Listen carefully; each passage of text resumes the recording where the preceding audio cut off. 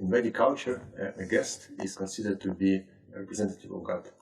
And one of the ways we want to honor our guests is by recording these interviews with them, and for the topics which are relevant to their life, to their mission, to their preaching. Yeah. And, my name is Vedagarbha dasa, and today we have His Holiness Bhakti Raghava Swami Maharaja, who came on a short trip to Ukraine, he has visited Mother Farm, then visited Kyiv Temple, and then going to Lviv. Yeah. Maharaja, thank you so much for coming in these difficult times for Ukrainian devotees. Yeah. It's a great opportunity for us, for the association and for our community. Yes. So as far as I know, you came here to speak about creating Vrindavan-like villages. That's the topic. Yes.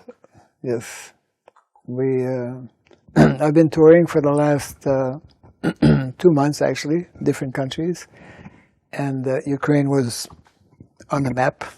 The last one in Europe, speaking about introducing the whole concept of make Vrindavan villages, because Vedic culture we often don't understand.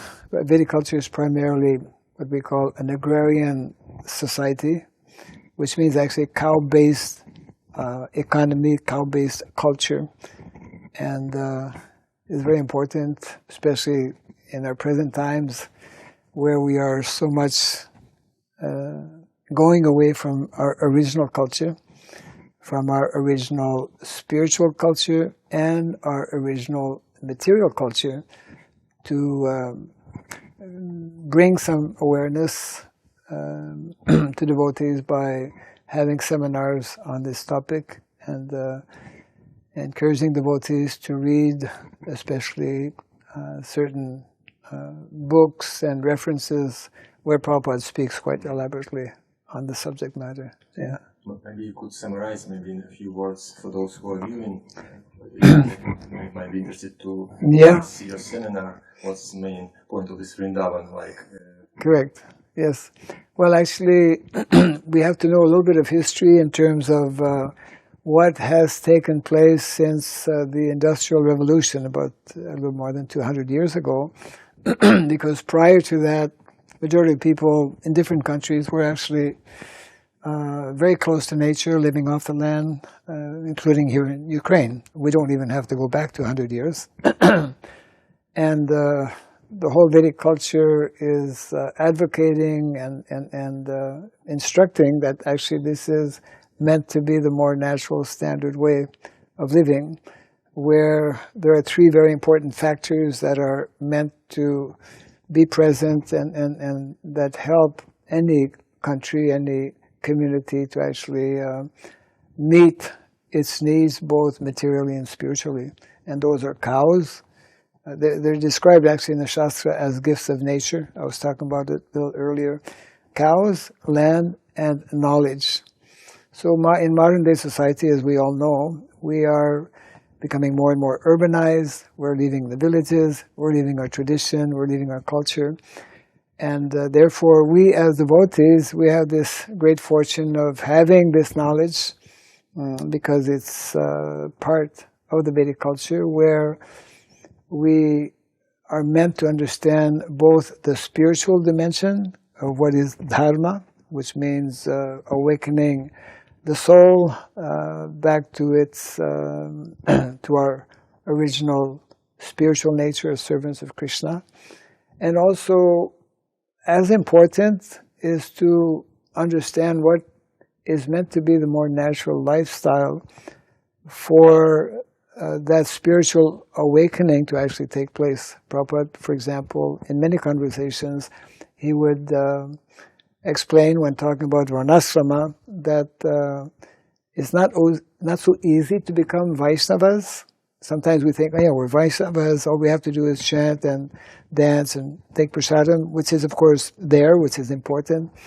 But in order to actually become actual Vaishnavas, Krishna has established a social system, which is called varna and ashrama, and and that social system is agrarian-based, as I mentioned.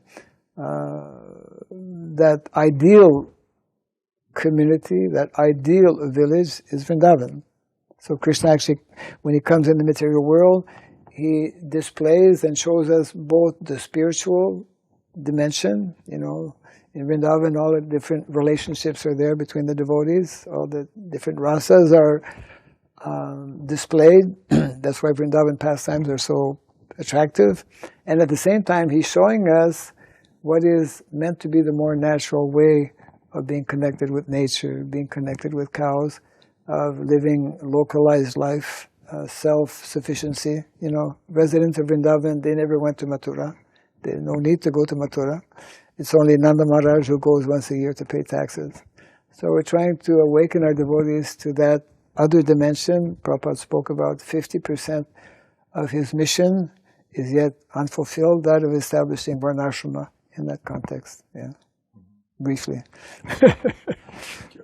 Yeah, I saw that this is quite a topic that's not controversial, let's say, but it's discussed a lot among devotees. So some devotees, they're stressing that this need for establishing varnashrama is there, and this is our mission, a very important mission. And the others, they may be saying that in modern times it's so hard and maybe impossible to do it. Yeah. What's your message for them? Okay. Well, it is a controversial topic. Because more and more of our devotees, even now, majority of our devotees are living in the cities and don't have this kind of, village background, and therefore they ask themselves these questions: Is it really necessary? I mean, is it even possible? In our present context, which are all very valid questions and doubts that devotees have. So one way to understand is that, why did our founder Acharya Srila Prabhupada speak about it? If it's not really important, and why would he tell us to actually introduce varnashrama? Why he would encourage us to actually establish self-sufficient communities? Why did he tell us that modern day civilization is a doomed civilization? Why did he tell us that modern-day society is soon going to come to an end? So we need to hear actually from Prabhupada. We also need to hear from our Shastra, because naturally Prabhupada is speaking about Shastra. And therefore there's one study, one research that was made some years back, actually commissioned by the GBC. Many devotees may be less aware, but it was in 1996 when it was Prabhupada's centennial, right? And at that time, the GBC established a committee to do research on community development. Anyways, their research resulted in a book that's called Speaking About Varnashrama. We have a ministry in India for promoting Daiva Varnashrama. It's called ISKCON Daiva Varnashrama Ministry. And we published, actually we printed like 3,000 copies of this book. I should have brought a copy actually. But we encourage devotees especially to read this particular book, which is 100% Prabhupada's explanations, dealing with cows, dealing with agriculture, dealing with education, dealing with economy, with politics, so many aspects, because varnashram encompasses everything, isn't it? So I would request devotees to read certain references that are very important, where Prabhupada, takes the time to explain and gives references from Shastra, etc., like that. It's initially difficult because we're conditioned, and we are also what we call comfort zone. There's a tendency to be just, be happy and comfortable in what we're accustomed to do, comfort zone. So definitely it's Prabhupada could have also stayed in Vrindavan and not bothered to go to the West, because he had 2 heart attacks, as we know, on the Jaladuta. He for the first 1 year, really not that much was happening. He took a lot of trouble, but he knew that this was important, and just see the results. Because one person, took to heart the instructions of his spiritual master and understood the mission of Lord Chaitanya Mahaprabhu, which is the same mission as Krishna in terms of introducing, Bolo Krishna, Bhaja Krishna, Koro Krishna Shika. So initially, yes, it's natural that there will be reservations or doubts or questions and whatnot.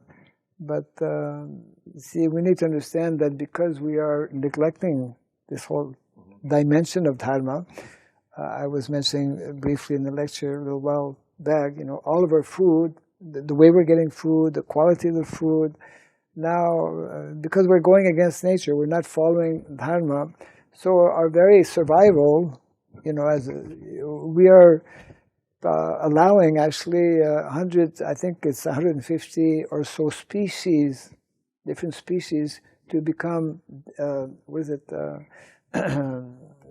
be annihilated, actually. Extinction of species is a real major problem. And we depend on these species. The more they disappear, the more dangerous it becomes for us, So this one book I published, Modernity is Killing Civilization. Prabhupada said how modern civilization is a killing civilization, literally, and also in terms of spiritually as well. So these are, if devotees take a little bit of time to hear what our founder Acharya explained and discuss amongst themselves, it will be more easy to understand. Yeah, it shows that the contrast, all the high-rise buildings, and then you have one cow, only one cow, because cows are disappearing. I've been visiting villages in India, and in some villages you can't even find one bull. And the reality is that we depend on villages. That's where the food is produced. And the more we are losing our cows and bulls in the villages, then it's a matter of time that the village will not function, and then we'll be in real trouble. Devotees are generally just not aware of these things and the kind of very critical consequences. I mean, the planet is in major crisis, in major chaos is there because we are not understanding and not following these principles of dharma, both on the spiritual level and on the material level. So there's a natural way to produce food. We've changed that system. We've introduced machines, and as a result, 70% of our topsoil is practically destroyed. One of the global problems in the world is called desertification. More and more land is becoming desert-like, dry, and the food, because we're using so much of pesticides and chemical fertilizers, is also losing its nutrients, natural nutrients. So therefore, although we may eat so many varieties of food, we are not able to maintain, as before, health by taking good quality food. Yeah. So it's we need more brahmanas, especially brahmana type of devotees who can give their mind, their attention to try and understand what Prabhupada was trying to convey to us. Yeah. And it's critical, really. That's why one of the messages that I have in this tour, for example, is, number one, Prabhupada wanted that immediately 50 years ago we established varnashram colleges so that our devotees who have not been exposed to the Vedic culture can learn some basic things. And therefore we need to train teachers who can help establish varnashram colleges, also Gurukula, traditional education. And the third is we need to secure land in different countries around the world, and we need to revive Vedic villages, because that is meant to be the norm. Majority of people are meant to live not in urban centers. The Varnashram colleges, so there are some gurukulas in in ISKCON, but I haven't heard of any colleges. Is it necessary to go first to Gurukula to go to the Varnashram college, or is it No. separate things? Yeah. It's separate. There is a connection. Prabhupada, as you know, explained that Gurukul is for the younger boys, and Varnashram college is for, you see, for the older boys, or for those who, especially I would say, for those who have not had that kind of, who've not been exposed, let's say, to the Vedic culture.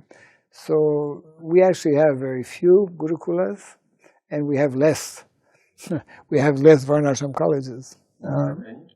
Actually, the ministry that we have in India, IDVM, ISKCON Varnashram Ministry, which was established like in 2009, from that year, has been giving courses, but we don't have an actual place. Actually, I'm working with some devotees, a group of devotees.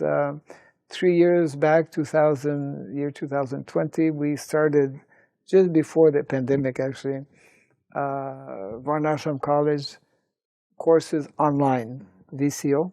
And then the year after, 2021, this group of devotees established an organization to actually get some land in Mayapur. They've acquired some land, 1 acre of land, which is going to be very close to the part of the master plan in Mayapur is to develop like educational institutions. Already there's like Gurukul, Mayapur Institute is there. You've been to Mayapur, probably, yeah. So there's about 100 acres of land. So we're just a little bit close to that. We chose land there so that we could be close to these, because part of that is going to be like 25 acres for Mayapur University is being planned. So we have 1 acre of land, and I have relocated since about a year and a half actually in Mayapur to help this project kind of unfold. And it will be, in addition to online courses, we'll have a place where devotees can come. There'll be residential facilities, etc., with the idea that as devotees become knowledgeable, then they can go to any place and help establish. So we'll be coming out with guide manuals, 3 guide manuals actually. 1 guide manual to establish Varnashram colleges, another guide manual to establish Gurukulas, traditional Gurukula, and another guide manual to establish Vedic villages. Very much needed. Yeah. I know a few devotees who would like to go to such. Definitely, yeah. And the idea that, Prabhupada said, every temple, every place we have a temple or project, we should have a college. Anyways, we have to start somewhere, and then train acharyas, Gurukul acharyas, Varnashram acharyas, and which is mostly like for brahmanas, and to organize villages, that's more like kshatriya. Prabhupada told us, and he told his disciples in America, the US, he wanted us to introduce Brahmana culture, Kshatriya culture, and those are the 2 most important. Also, we need to introduce Vaishya culture and also Shudra culture. Shudra is unfortunately, like the word Varnashram, has a negative connotation, especially the word Shudra. But actually, Shudra, to be a Shudra, according to Narada Muni, one needs to be quite, very qualified. There are 8 or 9 qualities described by Narada Muni. One of them being satyam, truthfulness, and the other one being shocham. Those are 2 of the 4 pillars of dharma. So, not everybody can be a good Shudra. A good Shudra means a good servant. Ultimately, that's the basis of our Krishna consciousness. How to become good devotees means how to become good servants. And the best servants are meant to be those who are in leadership position. Brahmana is meant to be the most ideal servant, and the king also, or a leader in society.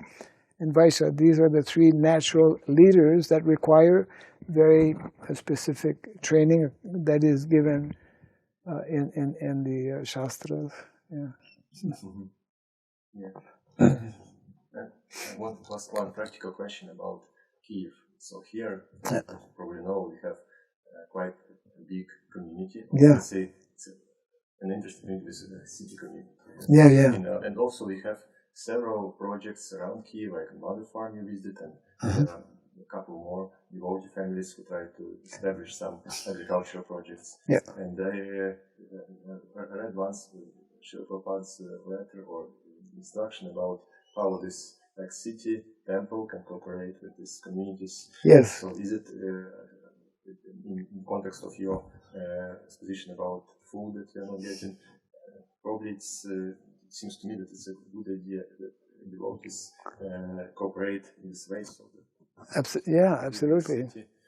They can source their food from these yes. farms. Prabhupada actually had instructed for every temple that we have, within a 50-kilometer radius, we should have at least one farm community, and that there should be mutual support. You know, devotees from the city can come there to have experience of, to understand about cows, to understand about where food comes from, and as much as possible supply at least to our deities, and then to the devotees in general. Of course, one community may not be able to do that by itself, and therefore we need to actually establish many communities. If we understand, the more we understand how Vedic culture, as I mentioned earlier, is an agrarian-based culture, and that the economy is meant to be economy connected with cows and land, which is the real sustainable economy. Modern day economy, as we know, I mean, every country is like in debts over their head, you know, and we have a major financial crisis. I mean, it broke down a few times, and at any time we can wake up in the morning and, you know, the value of, so Prabhupada told us, don't, you know, it's very dangerous to rely on a very artificial system, etc., like that. So, see, our devotees need to understand that our cities are meant to be especially for preaching, bringing new people to Krishna consciousness, and especially training individuals who will go out on book distribution, who will organize different programs, etc. But that's going to be a small percentage of our devotees, because majority of our devotees are married, have children, need to work, etc., like that. But majority of devotees actually who are not engaged in frontline preaching, they're not meant to live in cities, because the cities are very rajasic and tamasic, isn't it? Mode of passion and ignorance. And, you know, most of our devotees have to work in association or in a very negative, difficult kind of environment. I mean, we're sending most of us most of our devotees who are householders are sending their children to public school, which is not ideal.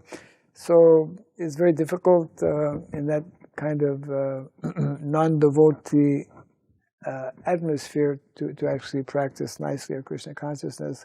So those who are not actually in frontline preaching, we definitely need to maintain, to keep our city centers and to continue this frontline preaching. Those who are not able should try to understand what is meant, what the Bhagavad Gita explains as prescribed duties. Prabhupada explains actually how majority of our householders, who are not in frontline preaching, their means of livelihood should actually be connected with cows and land. Something we don't understand immediately, but that's this second reference is very important. Many of our devotees may be less familiar with the very important instructions given by Narada Muni in the 7th canto, chapter 11 to 15. The last 5 chapters of that canto are specifically dealing with the whole subject matter.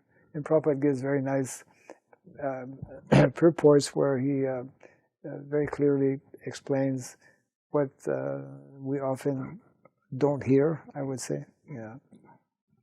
So, there's a whole system that Prabhupada introduced whereby there can be mutual cooperation between our city temples and our rural projects as well.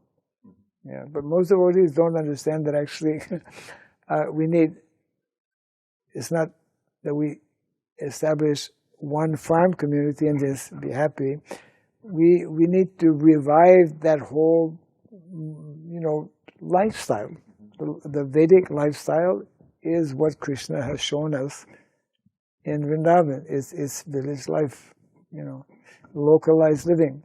Otherwise, most of our devotees, whether it's in Kyiv or any city around the world, where every day most of our devotees have to go to work, you have to travel, and this is not the Vedic way of doing things. And working in activities which are also not so ideal. Because we are kept away. We're keeping ourselves away from what is meant to help us actually become advance spiritually more easily and more quickly. The natural lifestyle connected with cows, with lamb, because like cows are in the mode of goodness. When we associate with cows, we develop the mode of goodness, isn't it? Yeah. And also when we associate with Mother Nature in a natural way, our mind is more peaceful. We're in a more natural environment, etc., like that. Yeah. Yeah, when I visited Vedagarbha in Hungary, it's very inspiring to see how this community was. Yeah. But then when you really think, oh, I want to also be part of such, but then you come back and you see that it's such a one way to go. This is what's encouraging a lot of devotees to do. It's definitely not easy. We have a nice community like in Indonesia. If you want to see, for the last 24 years. This community has been building up, similar to in various ways. I mean, we have in that community some 45 families, over 150 devotees, our own school, like that. I mean, it's really wonderful to go to a place where you see so many devotees. It's like coming to the temple also, where there's a good congregation, and it's devotees like to be with devotees. And if devotees can live with devotees, then if our devotee children can go to school with other devotee children, if our devotee children can have teachers who are devotees also, that's most ideal. And of course, some of this I think you're introducing also here in Kyiv and in other city centers by having special classes for our children, etc., like that. Correct, yeah. Yeah, I mean, we are, all of us, all over the world actually, living in a very challenging times, difficult situations. So we should know what the ideal is, and we should try to move towards that ideal as best we can according to our respective situations. Yeah. Thank you very much. Yeah. Also wanted once again to thank you for coming these some tragic times for Ukraine. Yeah. And so this is not your first visit to Kyiv, to Ukraine. Have you noticed any differences? What was your impression of this visit? The last times I came was, to be part of these Mela, Kirtan Mela. And of course, that's a whole, I think they had recently also. Well, I only spent a few days, but I can sense and understand that there's some devotees maybe more in anxiety because they have someone who's on the front line, and also we've lost devotees already. My visit to the temple today, I mean, I could sense, devotees, whenever we have such type of critical situations, they help us come together. They help us to become more serious about our practice of Krishna consciousness. And so definitely, I mean, all over the world, devotees are aware of the critical, condition and situation here in Ukraine. Something like this can happen anytime, practically anywhere as well. We live in it's part of our philosophy, a world which is unpredictable and full of, especially in this modern era where in general there's such a lack of understanding of dharma, etc.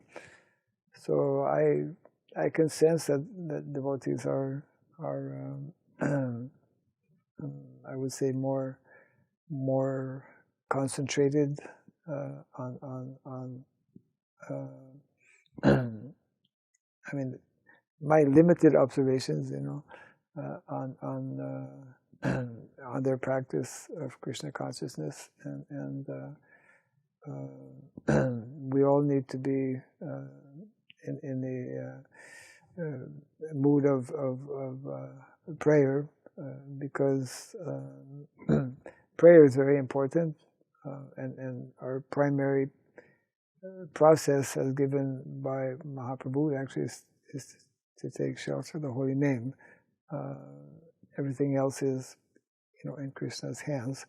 I was mentioning how this is a statement that Bhaktivinoda Thakur made in one of his songs, how the safest place in the material world is where the holy name is being chanted.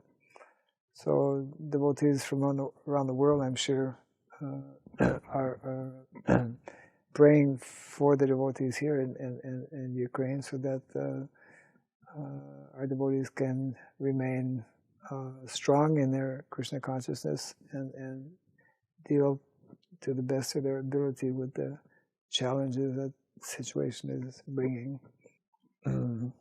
So yeah, my little let's say, if I can say that, contribution in terms of awareness. The Krishna consciousness is all about increasing our awareness about so many aspects, and I somehow, for the last so many years, just especially have been focused on this dimension of this aspect, which is less, as we discussed a little earlier, very often less understood. Of course, it takes some time. And that's why it's important for the devotees to hear what Srila Prabhupada has explained, and for devotees to have some discussions. And ultimately, of course, whether we are here in Kyiv, in the city, or in the country, the material world is, padam padam ganvi padam, is a place of danger, and we just have to be fixed. The more fixed we are in our Krishna consciousness, we can best deal with the situation. Yeah. Thank you very much. This message. Yeah. Was it difficult for you to come here this time? Not well, not particularly. I had already planned out, naturally, which countries I was visiting, and Czech was the last country I was in, so it's not too far from Ukraine. Initially, actually, I was not planning to come to Ukraine, but because I've come a few times, and Yamuna Prabhu said, "Hey, what about Ukraine?" So I said, so I did. I came to know that I can't fly here, so then I was asking, okay, then how to come? It's okay, we'll arrange to go and get you. And then at the last minute, it was like, well, actually, we can't go and get you because for different reasons. And so, anyways, somehow I came with some devotees. One devotee actually, who was touring with me from Switzerland, who was my disciple, and he was kind enough to kind of extend his stay, and I'll take you, I'll take you to the borders. So at the border, of course, we had to wait like everybody else, but we came through, and our devotees were waiting on the other side for us. So it was okay. Yeah. Yeah. And anyways, coming to Ukraine, because I've been to Hungary. I've not been to Poland. We came through Poland to cross the border, but when I was younger, actually, we used to. Canada has a lot of immigrants from Poland, from Ukraine, And these what we call Eastern Europe, Eastern countries, they all have something very common, something in common in that. I noticed that amongst devotees also because they're from that background. In many ways, actually, much closer to land, more closer to many aspects of the Vedic culture, actually. And it's part of the culture that, you have a natural respect, like for elders, and family tradition used to be quite strong, and this whole we call Eastern Bloc has many, I would say, attractive features which devotees, like once they understand about Krishna consciousness, they fully give themselves to the mission. They like to serve, and it's just very inspiring to see. So I learned many things by coming here also. Yeah. Okay. I also wanted to ask you a couple of personal questions. Yeah. The first one I always want to hear when I meet or have a chance to associate with some of the disciples of Srila Prabhupada is, did you have any personal experiences with Divine Grace? Yeah. Most devotees did not have any personal exchange, and I'm one of those devotees also. I was in New Vrindavan, that was in 74, where I first saw Srila Prabhupada and got initiated. That was in July 74. And so Prabhupada also came to Canada, came to Montreal the following year, but I never had any direct personal exchange or contact with him as such. And actually, I would say most, or quite a large number, probably most, of my godbrothers and godsisters are in a similar kind of. But I keep hearing, because it's always very, I'm sure you have probably heard some of the what we call memories from, especially those devotees who had that kind of interaction with Srila Prabhupada. And of course, not only them, but in those days, it was just, I guess one word that could describe it was electrifying. If you touch by accident a live wire, you feel it, right? So it was very intense. Positive intense, and we were just happy to be there.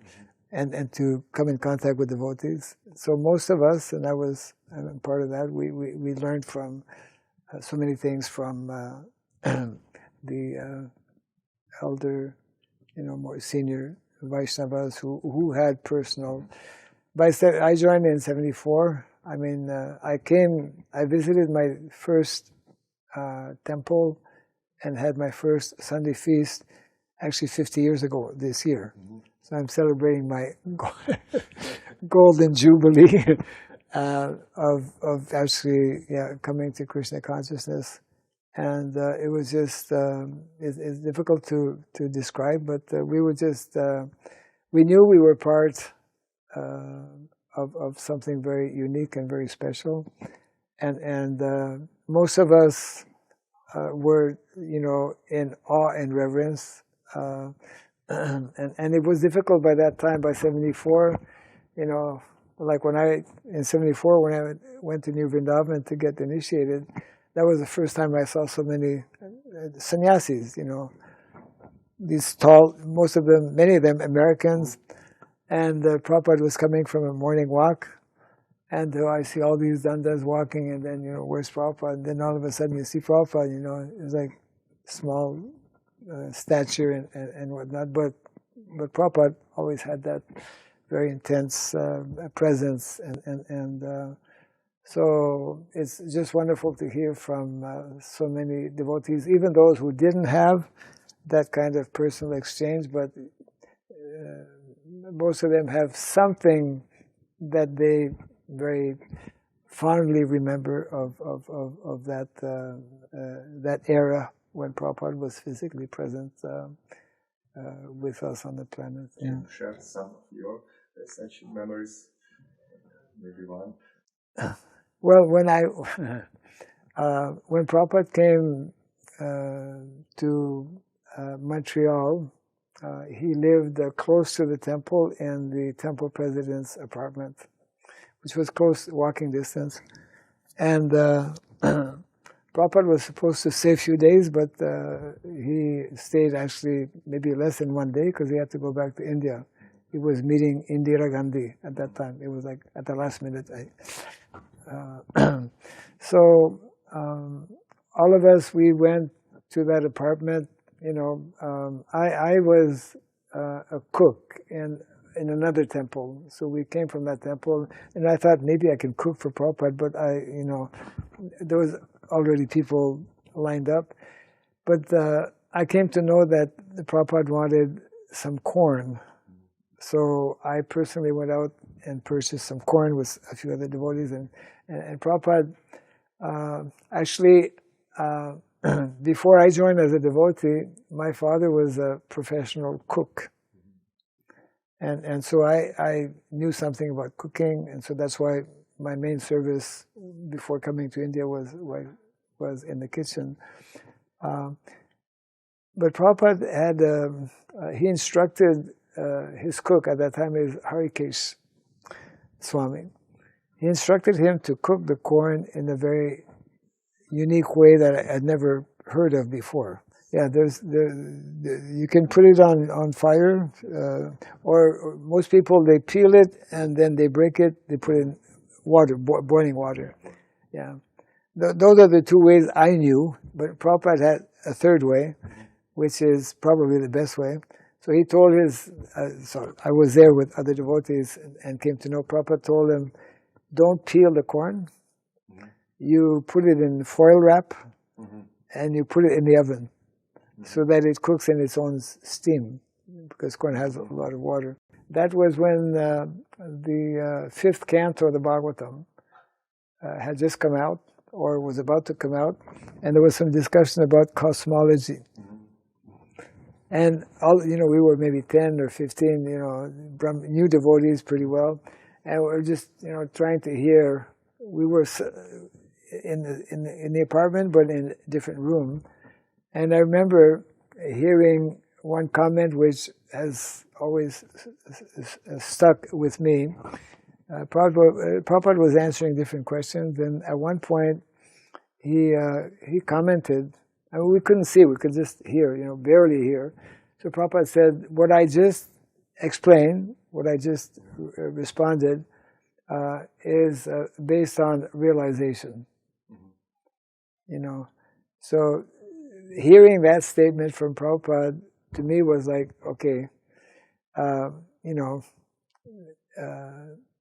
a person like Prabhupada, not only he understands by Shastra, but he is also able to realize certain things that maybe most of us cannot, you know. So it was like a further confirmation of, you know, Prabhupada's exalted and unique position as an acharya and our founder acharya. Yeah, but yeah, I don't have. I mean, I never went on a morning walk with Prabhupada. I never sat in a darshan as such. I mean, I attended a few Prabhupada's classes. First time was in Montreal. Well, first time was when I got initiated in '74. Then the next year. And then also Prabhupada came to, we went to Philadelphia from Canada for the Rath Yatra. That was also in '75. And then Prabhupada actually, Rath Yatra had started, the procession was just beginning, and then Prabhupada arrived. And so he walked up with a few devotees, and he came practically where I was, and he offered his full obeisances. And one brahmachari who joined with me, he told me, he says, at the time I was a brahmachari, he said, Prabhupada you were so close to Prabhupada. He said, your head was touching Prabhupada's feet. I mean, I don't remember touching Prabhupada's feet, but I mean, that was the closest I guess I got to Prabhupada. But it was a very, just being at that place where Prabhupada was very, very unique, very special. Yeah. So what inspires you the most in Krishna consciousness? What keeps you going despite all the difficulties you faced? And so what helps you grow as a devotee?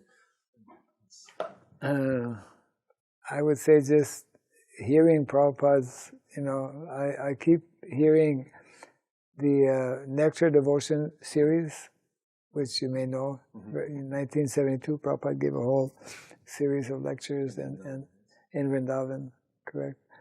And just a small group of mostly foreign devotees. Prabhupada's, especially when he speaks, both his writing, because Prabhupada has a very unique way of presenting things which just get the point across. So I would say, probably like many devotees, Prabhupada as an individual, as a personality, and what he has done for me and for everyone else, and what this movement is capable of doing, and what it is doing, although we may not perceive it all the time. It's like finding the mission of life, really. So it's like there's no other way, or there's nothing else really as important as being nourished by this knowledge that Prabhupada is giving us, and so many devotees, God brothers and God sisters, when I hear of their memories and their journey in Krishna consciousness, I find that very, very inspiring also. We have devotees who have served beyond 50 years, and they're still fresh in their understanding and their determination and their conviction, and continue to appreciate and praise Srila Prabhupada for what he has done and what he continues to do for the whole world, to do actually for the whole world. So thank you very much once again for sharing all these realizations. Yeah. Maybe there's something you want to tell us.